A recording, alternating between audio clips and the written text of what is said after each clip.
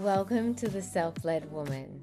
This is a podcast about emotional eating, the experiences that shape our relationships with food, and the path back to self-leadership. These conversations go beneath behaviour, held with deep respect for the wisdom of the body and the ways it learned to cope, adapt, and survive. And when we can peel back those layers and meet the parts of ourselves that need care, we begin to see that food was never the problem, and we can return to who we really are.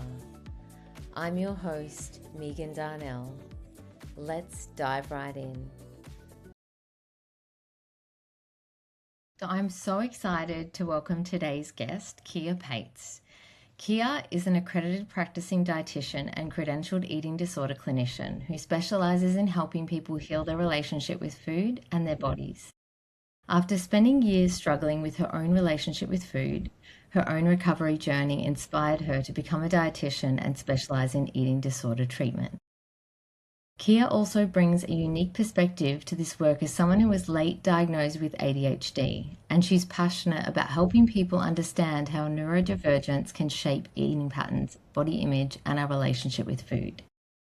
Today, she supports people to step away from diet culture and find a more compassionate and sustainable way of eating through non-diet, weight-neutral, and neurodivergent affirming approaches.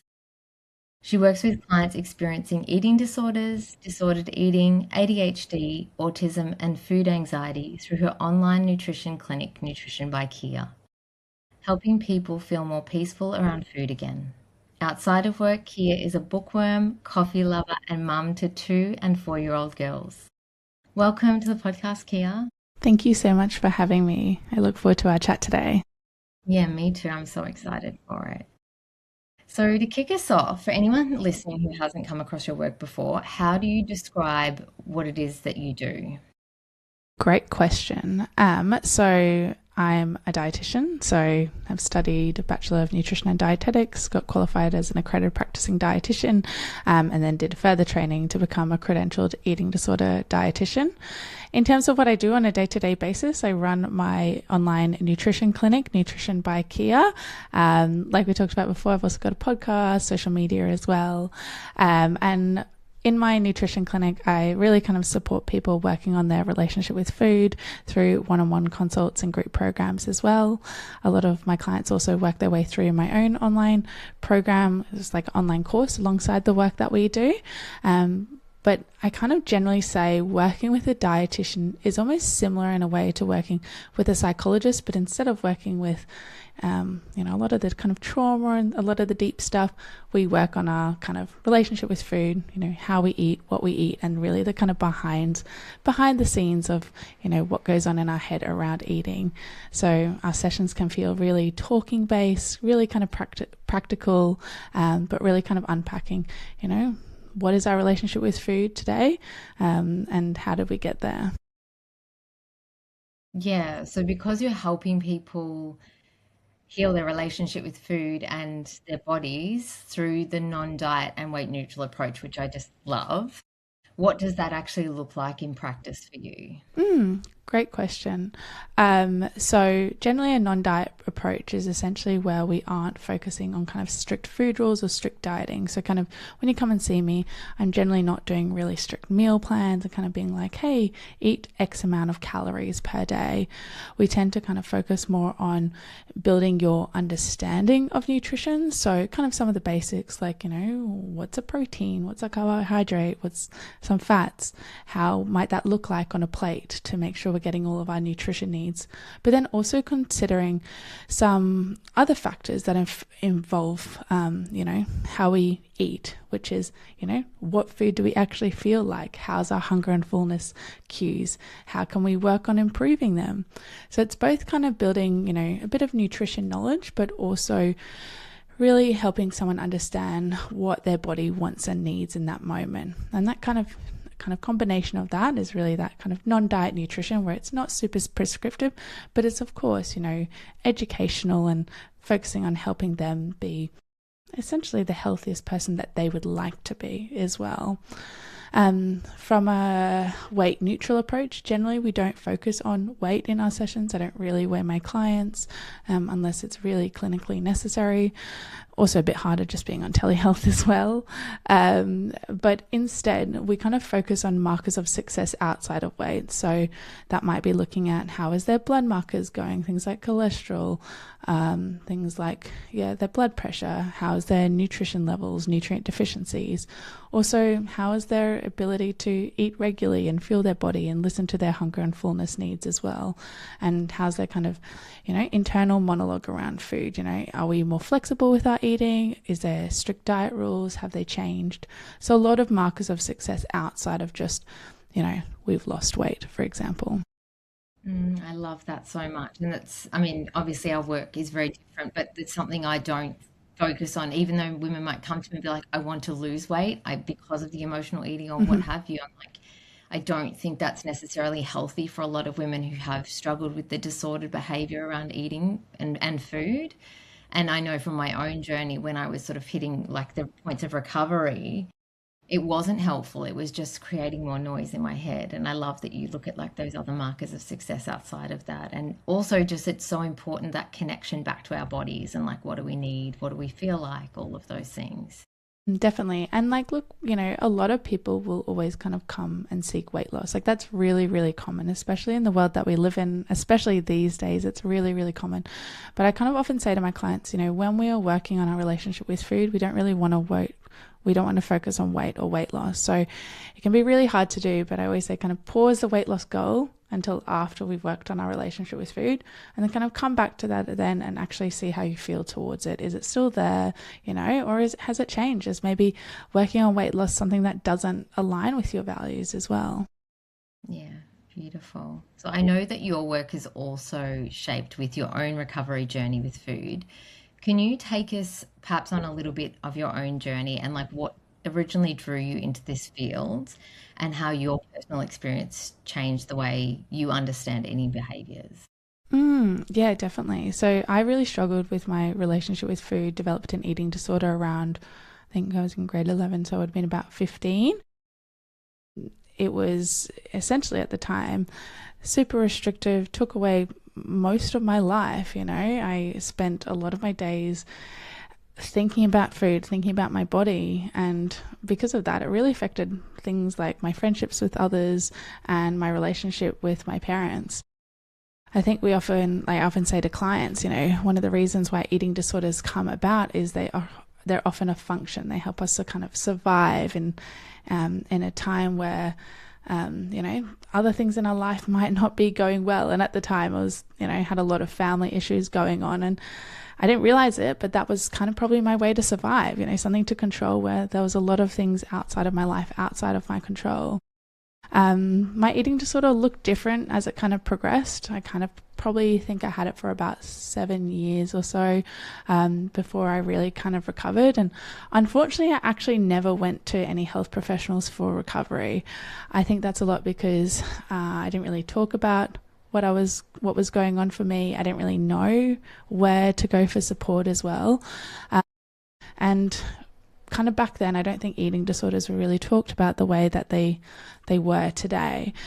So essentially, not most ideal, but I kind of recovered myself, which, I do really think kind of seeing professionals is a way better option. You'll really kind of get the ball rolling way faster. But for me, really studying nutrition was a bit of a turning point. It was honestly probably my eating disorder that made me study nutrition, as is really common when you have this preoccupation with food. It kind of makes you go study things that involve food. And there's a lot of kind of research that attests to that as well. At the time, kind of when I was in high school, I did kind of start an Instagram account. Honestly, originally tracking food and tracking kind of, what I was eating. And it was back when Instagram first started. But that really almost kind of led me to this kind of interest in nutrition and interest in food, probably a little bit more, which fed into why I decided to do my degree in the first place. So did my degree, and then actually I just adopted a lot of the principles that I was studying along the way, and eventually sort of psychologist, kind of worked through a little bit of stuff, but a lot of my symptoms kind of essentially over time went away and I worked through them too. When I was first studying as when I was first working as a dietitian, I was in no way working in eating disorders. We actually get trained in a pretty weight-centric way.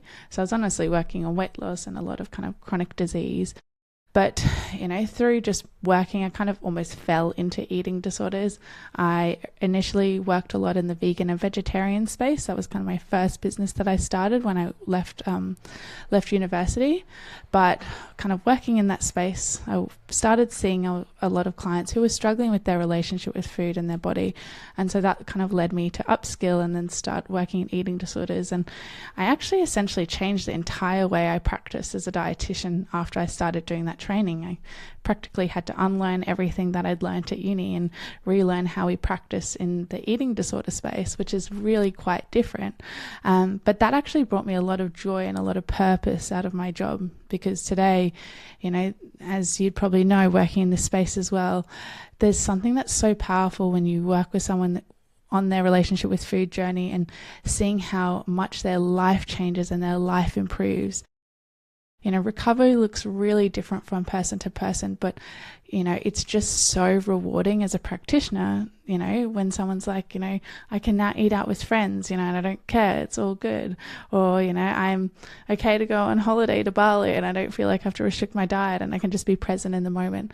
And that's really what kind of keeps me going as a practitioner. Is I really love the work I do. It's so nice to see people's recovery journey, and of course it's kind of been really informed by my own journey and my own experience, but everyone's journey and experience is so different. Yeah, absolutely. Yeah, thank you for sharing. That's so awesome. And I do agree with you. Like, I often say, and people think that food is the problem, but I always say, like, the behavior around food is just the symptom. There's always something deeper underneath, but it's like being able to heal that and just have that better relationship with it's life changing. If you have struggles with food or disordered eating, being able to just eat and be present and receive and enjoy the food and digest it, and it's so beautiful to see clients go from like that, being having so much noise in their head, to actually being able to just enjoy a meal with friends or go out or go on a holiday and not think about it. Like, it's incredible. Definitely. And I think also having that lived experience brings, I guess a little bit of a different perspective, but also a bit of understanding. When we're struggling with our relationship with food, we often have this kind of constant voice in our head telling us, like, thinking about food, thinking about our body, and often when we're well nourished, like I would say I am now, like, we don't really have that voice there. And so I think having experience of having that voice, I can kind of sometimes understand a bit of what my clients are going through, because that voice can really dictate our entire life and can just sit in there constantly. Yeah, absolutely. And that, like, nourishment is so important. It's like our bodies are getting what they need. So it's like, of course, our brain functions better. Of course, there's less anxiety or rumination or all of the things or the food noise that's there. And then obviously improving the relationship with food is just, I guess, a flow on effect from that. That I guess leads us back to ourselves. Like, this is really all about having our clients and people to connect back to themselves and their bodies and what they truly need, and being able to feed themselves that. And like, obviously you work with people with eating disorders, so they sit at all ends of the spectrum. For me, it's more about emotional and binge eating, but emotional eating, which I mean can show up as restriction as well, but it's like, if you're emotionally eating, there's an emotional need underneath, or there's another need underneath that needs to be met. And, if it's not being met, it's like the connection back to our bodies will allow us to know, well, what is it that I need in this moment? Maybe it's just a hug. Maybe it is more protein, or maybe it's like a physiological thing, but sometimes it's like, oh, I actually just need to ask for support, or, whatever. But it's that journey back.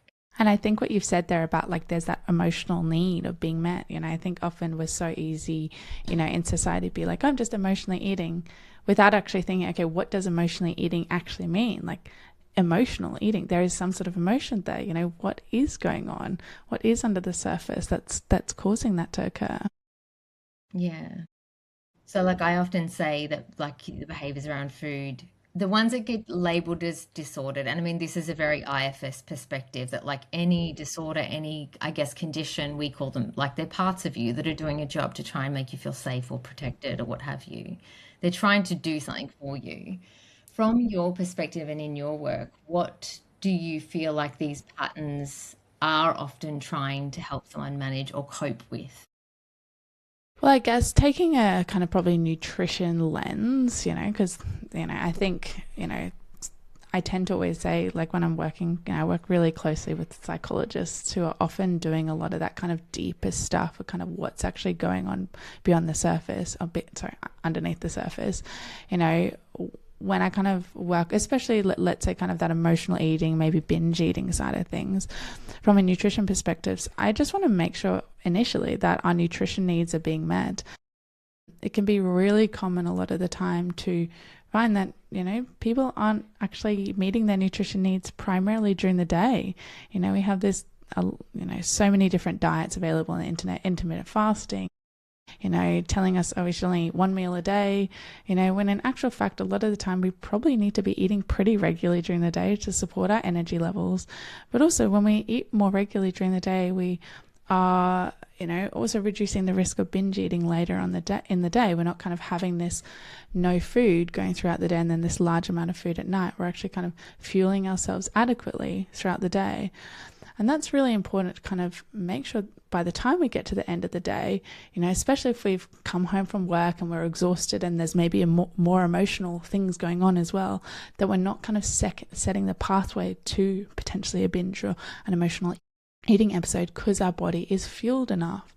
So kind of always make sure that's kind of that regular or consistent eating, and then also making sure that people are eating enough as well. You might be eating regularly, but if you're eating a very, very low calorie diet, that's not going to support your energy needs. Your body's just going to be like, hey, I need to catch up, and then kind of everything hits its head by the evening. So we often kind of work on, are our meals balanced? Are we getting enough protein? Are we getting enough carbs and fats and fiber throughout the day?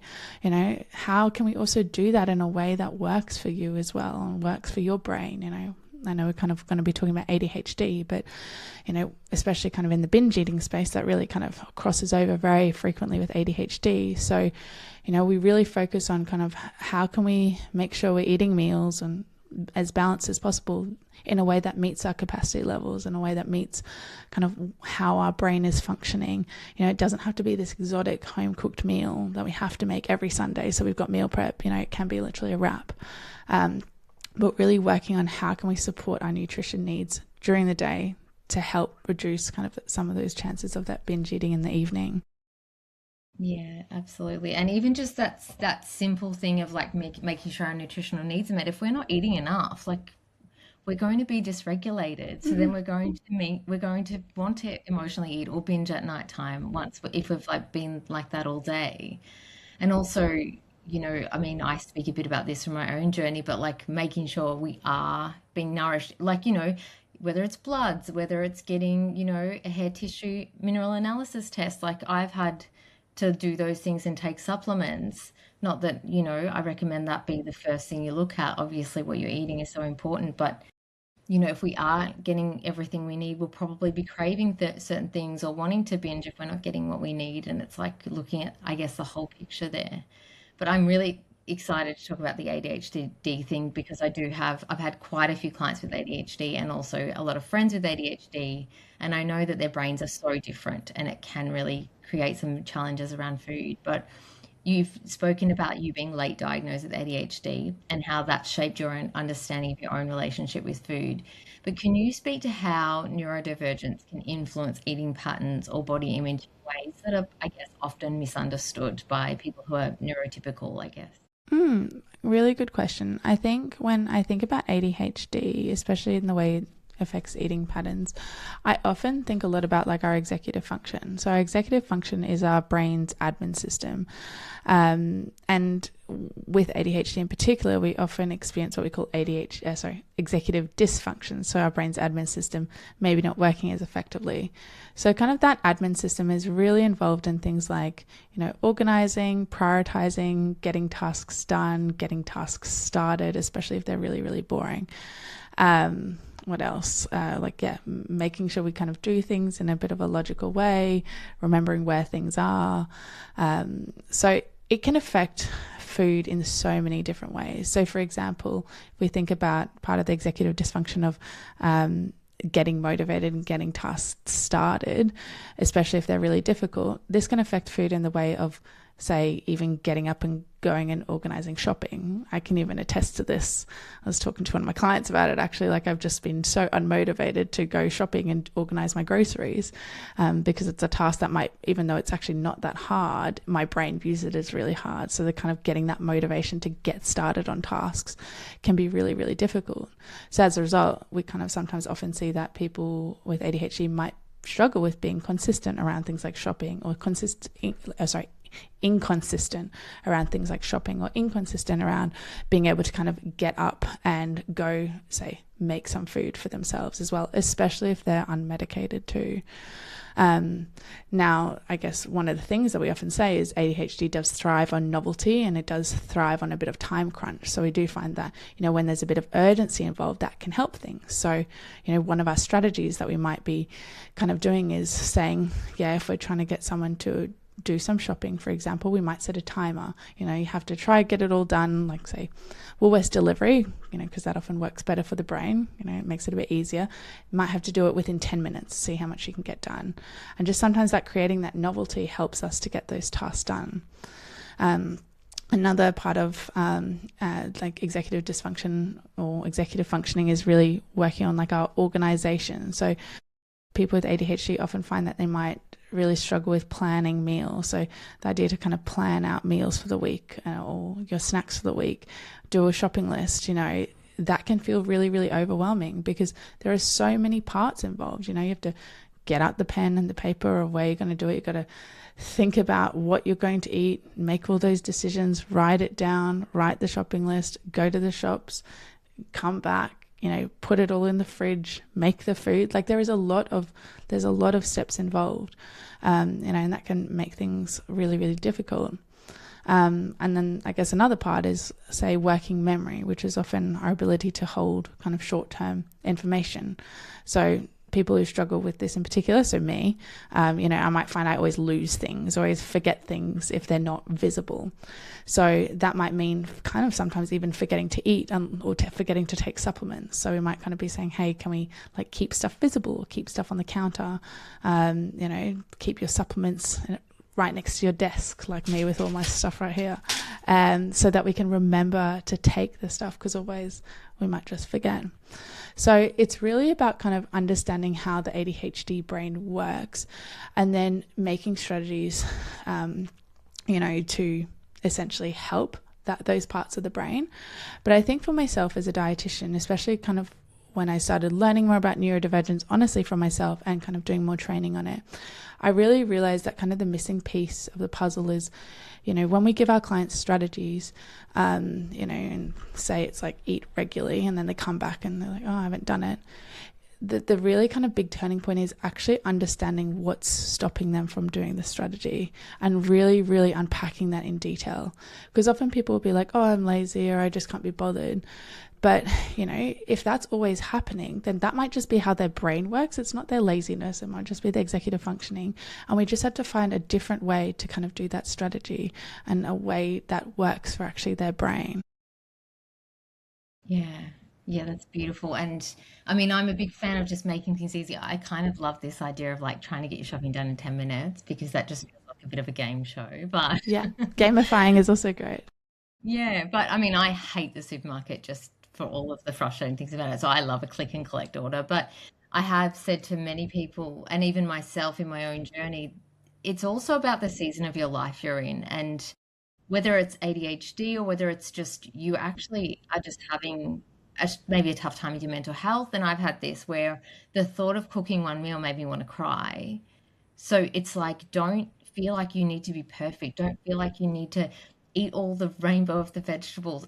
If it means a few frozen meals a week, if that's what you need to get your nutritional needs met, absolutely do it. And even if other people are telling you, well, you need to be doing this and eating this and making sure you're eating X amount of protein a day, or whatever it is, you just have to drop the expectation and just allow yourself like low effort meals. If it's just a wrap, like that's totally fine. And also in IFS, what's happening in the brain is you've got one part of you that might say, I need to do this, I need to be shopping, I need to be meal prepping, or whatever the pressures are that this part is imposing. It's putting so much pressure on them that then they've got and I love these parts, they're called rebel parts. They're like, fuck that. It's too much. I'm not doing anything. And it's like just taking the shame away. Like it's okay to have a frozen meal. It's okay to have a wrap for dinner. It's okay to just the lowest hanging fruit, like the easiest possible way for you to get what you need. It doesn't have to be perfect. And I just love that, like having a strategy, but also like something that works for someone within their capacity or within, or like those, I love the, yeah, gamifying things or yeah, like just being able to meet people where they're at and Yeah, then that give them what they need in a different way. yeah, exactly. That meet yourself where you're at is something I'm talking to my clients about all the time.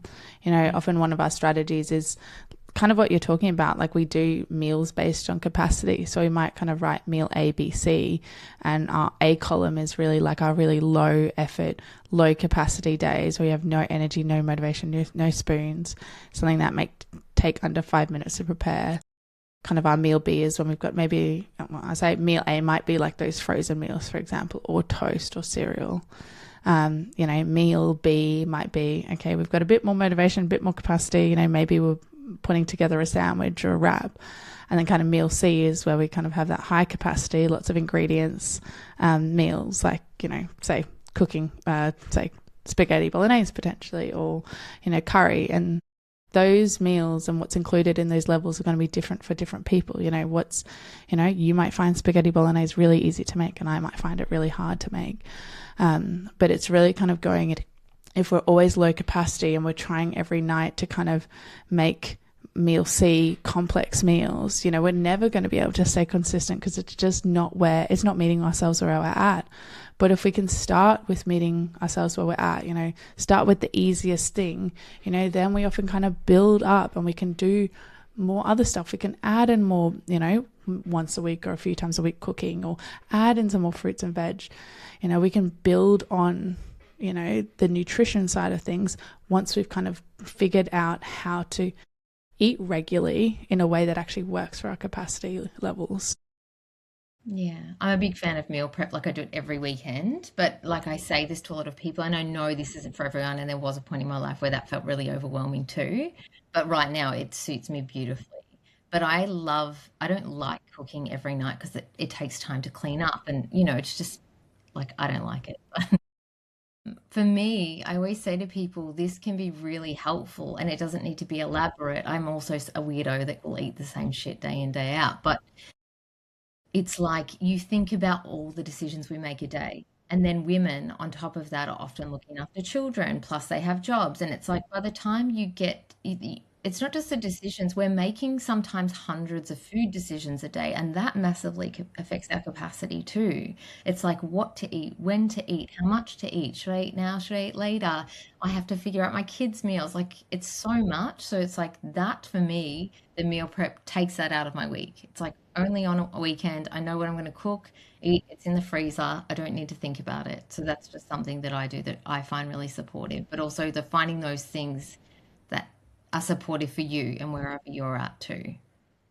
I like meal prepping as well. I never do it, but I like it because it's definitely one of those things. I sometimes go ebb and flow with it, but it's, you know, if you have the time on the weekend to do it, it means that it just takes out so much of the decision during the week. Um, and I guess like kind of, you know, coming into that as well, like another thing that we often consider with like a lot of our neurodivergent clients is sensory preferences as well, especially with regards to food. So one thing that kind of some clients might struggle with is, you know, they love the idea of meal prep, but they hate the sensory experience of what food tastes like as the week progresses. And so sometimes kind of, you know, their sensory sensitivities might be another thing that's kind of adding into almost in a way, you know, this extra pressure of how we need to cook or how we need to eat, and that is really, really difficult too, because it just adds that extra layer of making food a little bit more difficult. Yeah. So for someone that's recognizing themselves perhaps in this conversation, what are some gentle ways that they can start supporting themselves around food rather than fighting themselves? Like, it doesn't necessarily have to be planning the meals, but what would you recommend some smaller ways to start? Usually, if kind of, I look at kind of like the framework of eating, kind of like how often are you eating your main meals and eating your snacks. And so for a lot of people, we might just be focusing to start off with really kind of building up that regularity of eating. So maybe that's kind of having 3 meals and 2 to 3 snacks. And again, to help that in a really neurodivergent or neuroaffirming way, if we're struggling with forgetting to eat, or maybe struggling with, maybe not getting hunger and fullness cues, we might be setting alarms on our phone to remind ourselves to eat, for example, to begin with.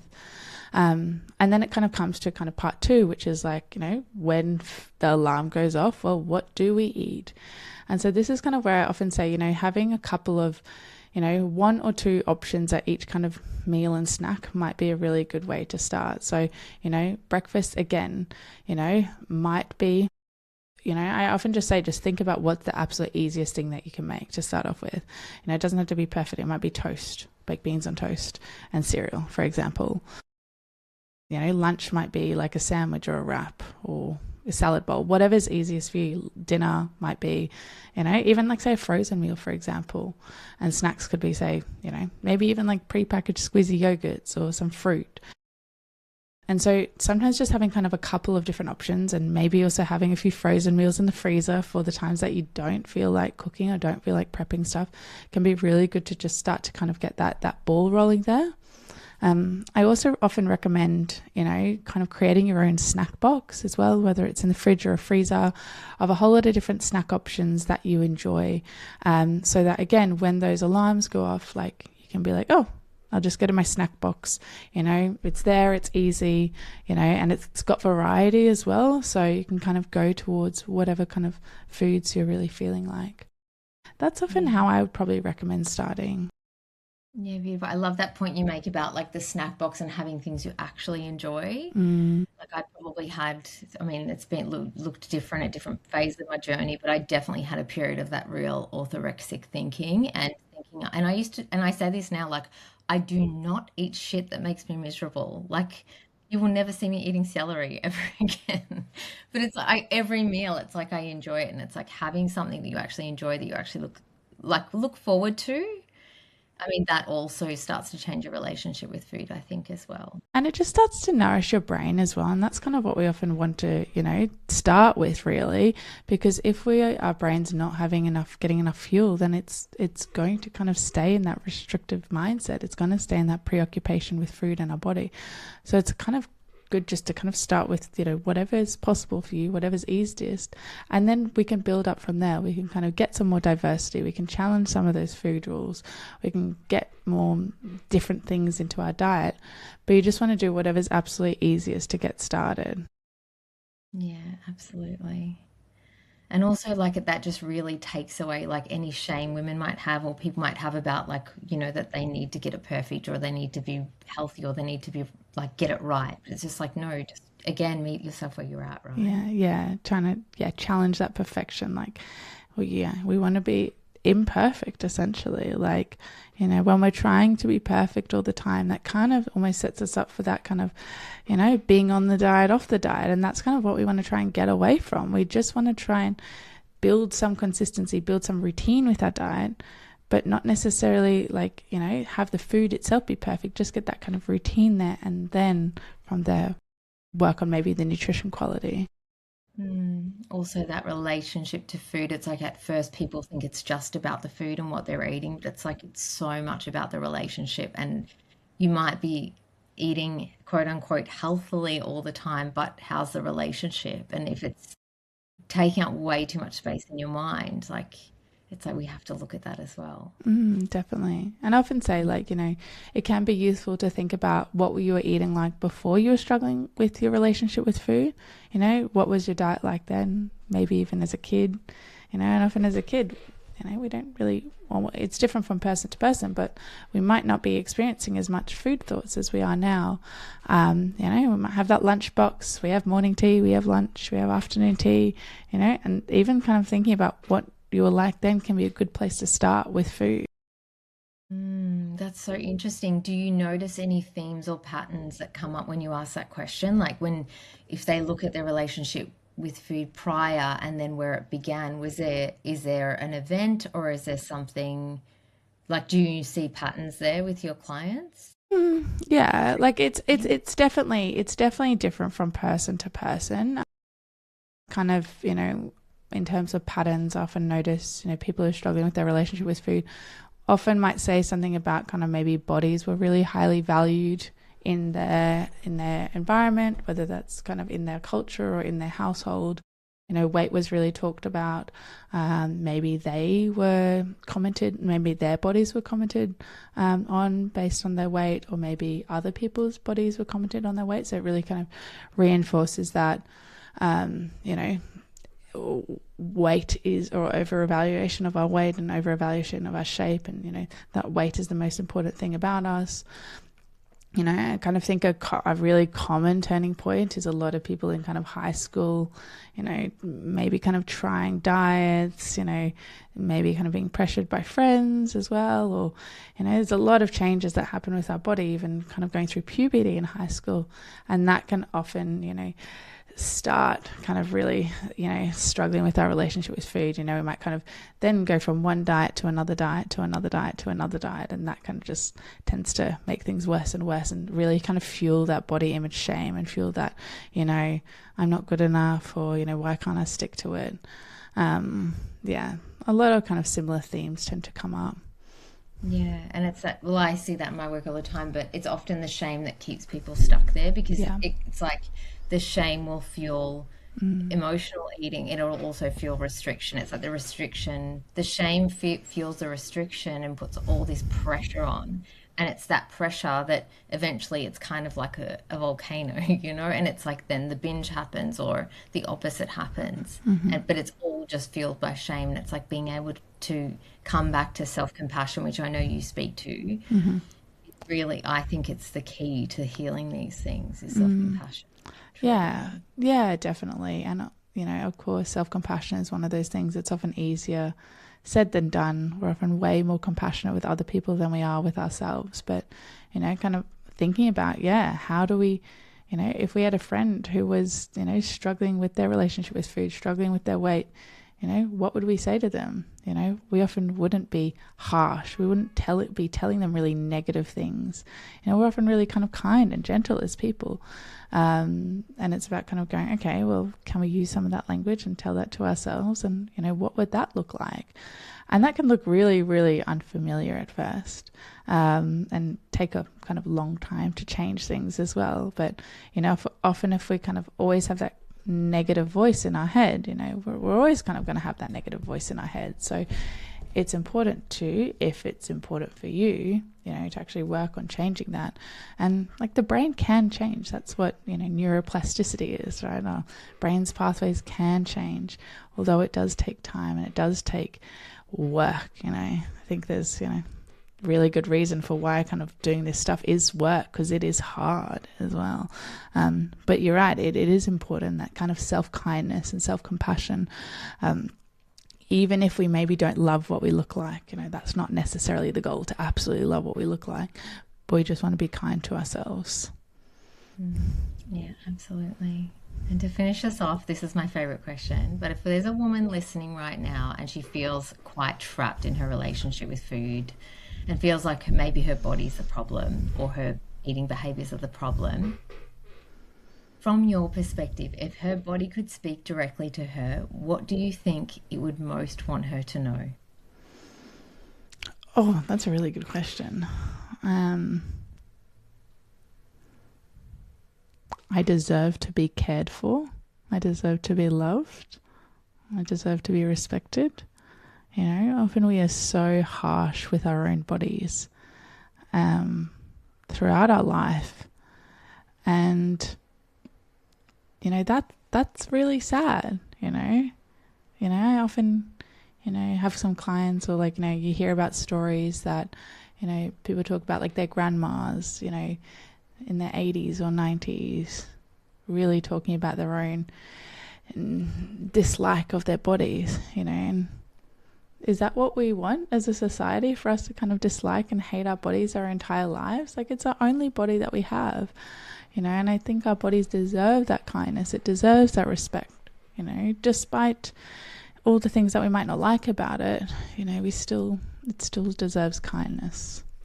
Absolutely. And our body is just always there for us. It's always like loving us. Like it literally keeps us alive. We don't have to tell it. I did an episode a few weeks ago. I released an episode. I had just some cysts cut out of my head. I mean, nothing serious, but I was just saying to my husband the next morning, I like went to bed, woke up, and I was just said, I can feel that healing. I said, isn't the body amazing? Like, I haven't even had to tell it anything. I just rest and it just gets to work. Like, our bodies are always looking out for us and doing all these amazing things. And even just to appreciate it from that perspective, And I think as well, like, sometimes that can be really easier said than done, essentially, especially like, living in different body sizes, like, often when we are living in a larger body, it is more difficult. There is more barriers in life, and so we always have to have empathy for that. And, for people who are experiencing chronic conditions, who are experiencing so much pain and discomfort every day, it can be so hard to like your body, but at the same time, despite all this stuff, we don't get a new body, we can hate it and dislike it, but it still will be the only body that we'll ever have. Unfortunately, body transplants don't exist at the moment, or probably will ever exist. It's still the body, the only one we'll have, and it's still doing stuff for us on a day-to-day basis. Yeah, absolutely. Beautiful. Thank you so much for coming on the podcast. I've absolutely loved this conversation, Kiah. If the listeners want to find you, where is the best place to find you? Yeah, so you can check me out on Instagram at Nutrition by Kiah, so Kiah. I've also got my own podcast, Nutrition by Kiah, and my website, www.kiahpaetz, so KIAHPAETZ.com. I'll pop that in the show notes as well. But thank you so much. And yeah. Thank you for having me. It's been great. You're so welcome. Thanks, Kiah. Thank you. Bye. Bye. No, this podcast is for education and reflection only. It is not a substitute for therapy or healthcare. If this episode brought things up for you and you need support, please reach out to a trained therapy practitioner or health professional in your area. Thank you so much for listening. If this episode resonated, please follow or subscribe to the podcast, leave a review, or share it with someone who might benefit from hearing it. You can also connect with me on Instagram at Megan Darnell Therapy. If you share the episode or want to let me know what landed for you, you're always welcome to message or tag me. I love hearing from you guys. Until next time, I'm Megan Darnell, and this is The Self-Led Woman.